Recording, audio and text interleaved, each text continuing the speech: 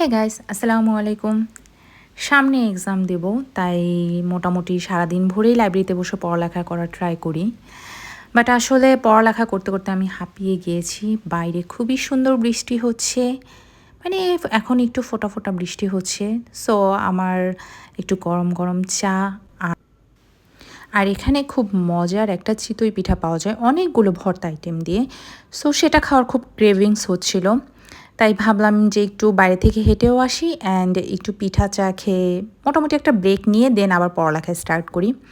আমি সলিমুল্লাহ মেডিকেল কলেজের বাইরের যে দৃশ্যটা সেটা একটু দেখিয়ে দেই। এই জায়গাটা না আমার খুবই পছন্দের, এই বাগানটা খুবই সুন্দর অ্যান্ড দেখা যায় অনেক সময় পড়তে পড়তে যখন আমি খুব বেশি পরিমাণ বিরক্ত হয়ে যাই তখন এখানে এসে একটু হাঁটাহাঁটি করি।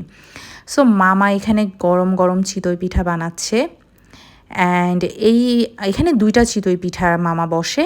দুজনের মধ্যে এই মামাটার চিতই পিঠাটা খুব মজা, বিকজ ওনার ভর্তা আইটেম এত বেশি ভ্যারিয়েশন অ্যান্ড প্রত্যেকটা ভর্তা আইটেমই খুবই মজা। আমি ছোট করে একটু ভর্তাগুলো দেখিয়ে দিচ্ছি। এখানে অনেকগুলো ভর্তা আইটেম আছে, প্রায় 4 রকমের শুটকি ভর্তা, দেন ডাল ভর্তা, তেঁতুলের ভর্তা। তেঁতুলের ভর্তাটা খুবই মজা, আমার খুবই পছন্দের। মরিচ ভর্তা আর কয়েকটা সবজি ভর্তা, কালো জিরা ভর্তা, সরিষা ভর্তা।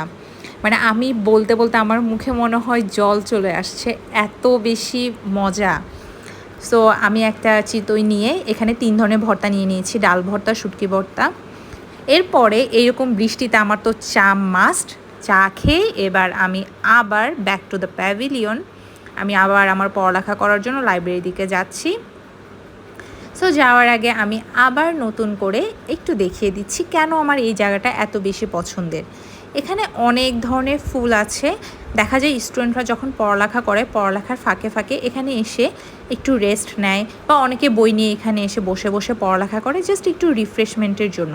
অ্যান্ড এই স্পেসটা অনেক সুন্দর অ্যান্ড অনেক বেশি পরিমাণ ফটোজেনিক। সো আজকের জন্য এই পর্যন্তই। আল্লাহ হাফেজ।